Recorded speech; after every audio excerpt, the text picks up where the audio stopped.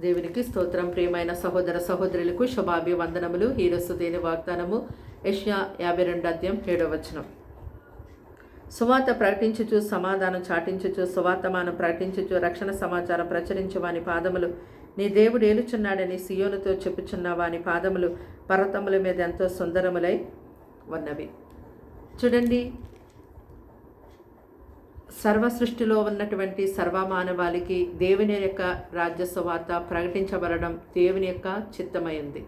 ప్రభువైన యేసుక్రీస్తు వారు ఈ లోకంలో శరీరధారిగా ఉన్నప్పుడు నేను దేవుని రాజ్య సువార్తను ప్రకటించడానికి పరలోకములో నుండి తండ్రి చేత పంపబడ్డాను అన్నారు.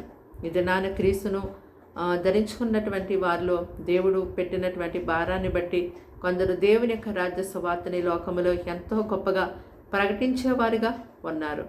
అయితే దేవుని యొక్క సువార్తలో సమాధానం, విడుదల, రక్షణ, శాంతి, ఎంతో ప్రేమ ఉన్నాయి. ఇది లోకానికి ఎంతో అవసరం కాబట్టి లోకజనులందరికీ ఆయన సమాధానకరమైనటువంటి ఆ సువార్తను ఎంతో దేవుడు అందిస్తూ ఉన్నాడు. అయితే ఈ సమాధానకరమైన సువార్తను అందిస్తున్నటువంటి వారు ఈ లోకంలో ఎంతో అవమానాలు, నిందలు, హింసలు ఎదుర్కొంటూ ఉన్నారు. అయితే ఈ లోకానికి ఆ సువార్తను ప్రకటించేవారు వ్యర్థులుగా, పనికిరాని వారిగా కనిపిస్తూ ఉంటారు. కానీ ప్రభు అంటున్నాడు, ఎవరైతే నా యొక్క రాజ్య సువార్తను ప్రకటించేవారు ఉన్నారో వారి యొక్క పాదములు ఎంతో సుందరములు అని. నిజమే, మనం పోరాడేది శరీరులతో కాదు, లోకనాథులు, దురాత్మ సమూహాలతో మనము పోరాడుతూ ఉన్నాం. కాబట్టి నీవు సువార్త ప్రకటిస్తున్నావేమో, నీ ప్రకటిస్తున్న క్రమంలో నీకు ఎదురవుతున్నటువంటి ఇబ్బందులు, సమస్యలను బట్టి ఎంతో బాధపడుతూ వెనక్కి వెళ్ళిపోతూ ఉన్నావేమో.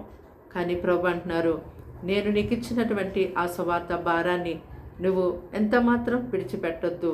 నా సన్నిధి నీకు తోడుగా ఉంటుంది.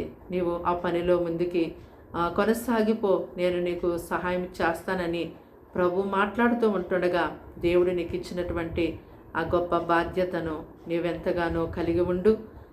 దేవుని యొక్క రాజ్య సువార్తలో నీవు ఒక గొప్ప పాత్రగా వాడబడే స్థితిని దేవుడు నీకు ఇచ్చారు.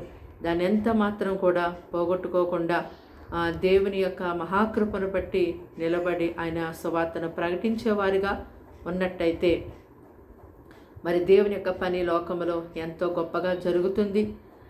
దేవుని యొక్క రాజ్య సువార్త ఈ లోకమంతా ప్రకటించబడి జనులందరూ కూడా తమ యొక్క ప్రతి పాపం నుంచి విడుదల పొందుకొని దేవుడు సిద్ధపరిచిన ఆ రక్షణను వారు పొందుకుంటారు.